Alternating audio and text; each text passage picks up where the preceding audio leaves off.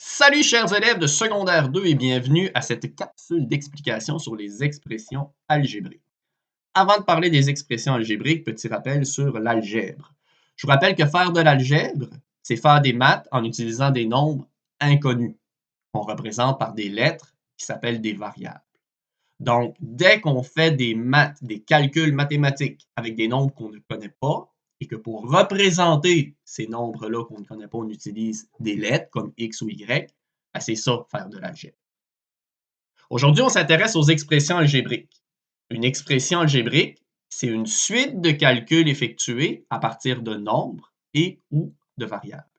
Donc, dès que vous voyez un calcul mathématique dans lequel il y a des nombres, il y a des lettres, c'est ça une expression algébrique.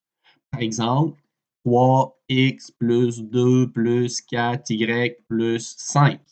C'est une expression algébrique parce qu'à l'intérieur de ça, je vois des nombres, mais je vois aussi des lettres, des variables. Une expression algébrique contient plusieurs éléments. D'abord, on peut séparer l'expression algébrique en termes. Les termes, ce sont les blocs qui composent l'expression algébrique. Les termes, ils sont séparés par des plus ou par des moins. Puis ces symboles-là, les plus ou les moins, ils font partie des termes. Exemple, voici une expression algébrique. Elle contient 3 termes. Donc, j'ai un premier terme ici qui serait le 3x. Le plus nous donne un nouveau terme qui serait le plus 20y. Et le plus nous donne un autre nouveau terme qui serait le plus 10. Alors ici, mes 3 termes, mes 3 blocs seraient 3x, plus 20y et plus 10. Quand un terme est formé d'un nombre et d'une lettre, on va appeler le nombre le coefficient, puis on va appeler la lettre la variable. Si je prends un des 3 termes de mon expression algébrique, par exemple, si je prends le terme 3x, ben à l'intérieur de 3x, le 3, c'est ce qu'on appelle le coefficient, et le x, c'est ce qu'on appelle la variable. Donc, dès qu'on a un nombre devant une lettre, le nombre, on l'appelle le coefficient, la lettre, on l'appelle la variable. Et je vous rappelle que 3x, ce que ça veut dire, c'est 3 fois x. Dès qu'on a un nombre qui est collé sur une lettre, c'est une multiplication que ça représente. Si jamais j'ai un terme qui ne contient pas de variable, on va l'appeler terme constant, ou bien on va l'appeler constante. Par exemple, dans mon expression algébrique, à la fin, je vois que j'ai le plus 10. Il n'y a pas de variable. Il n'y a pas de x, il n'y a pas de y, il n'y a pas de a, il n'y a pas de b. C'est donc un terme constant. Ou on pourrait l'appeler aussi une constante. Voici 2 exemples d'exercices comme ceux que vous aurez à faire dans le devoir. Soit l'expression algébrique 9x moins 2y moins 5. Première question, combien y a-t-il de termes dans cette expression? Bien, moi, j'en vois 3 des termes ici. D'abord, je vois le 9x. Ensuite, comme j'ai un moins, ça me donne un nouveau terme qui est moins 2y.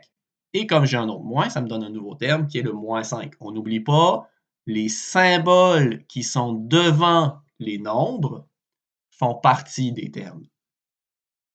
J'ai donc 3 termes dans cette expression, parce que j'ai 3 blocs dans cette expression. Quels sont les termes? Ben, je l'ai dit tantôt. Le premier terme, c'est 9x.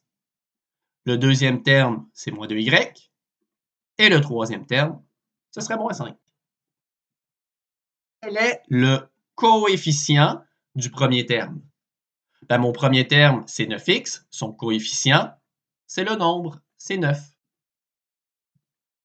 Quel est le coefficient du deuxième terme?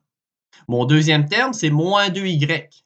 Mon coefficient, c'est pas 2, c'est moins 2. Parce que le nombre qui est devant la variable, le nombre qui est devant le y, c'est le nombre moins 2 qui est là. Quelle est la variable du premier terme? La variable du premier terme, c'est la lettre. La lettre dans 9x, c'est x. Finalement, quelle est la constante? Je vous rappelle qu'une constante, c'est un nombre qui est seul, sans aucune variable. Dans mon expression algébrique, la seule constante que j'ai, c'est le dernier terme, qui est moins 5. Deuxième exemple, comme ceux que vous aurez à faire dans le devoir, soit l'expression algébrique moins 5x à la 4, moins 1 demi x à la 2, plus 3x plus 8.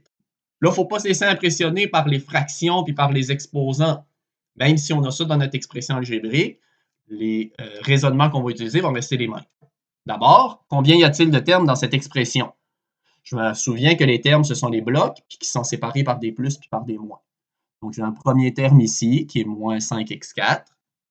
Ensuite, j'en ai un deuxième qui commence ici, moins 1 demi x à la 2. J'en ai un troisième ici, plus 3x.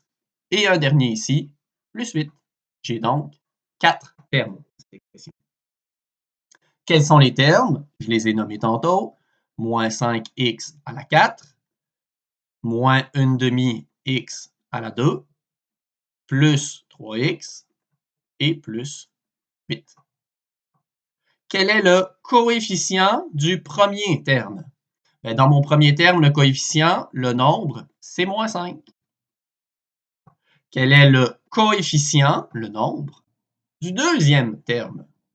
Bien, ici, on se rappelle qu'une fraction, c'est un nombre. Donc, mon coefficient, mon nombre du deuxième terme, c'est moins de demi.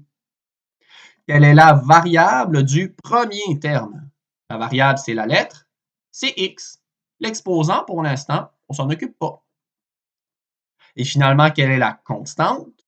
La constante, c'est le nombre qui est seul, sans aucune variable, c'est plus 8.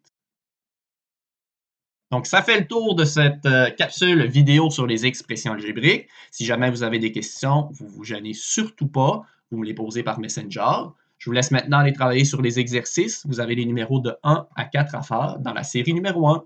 Bye bye tout le monde!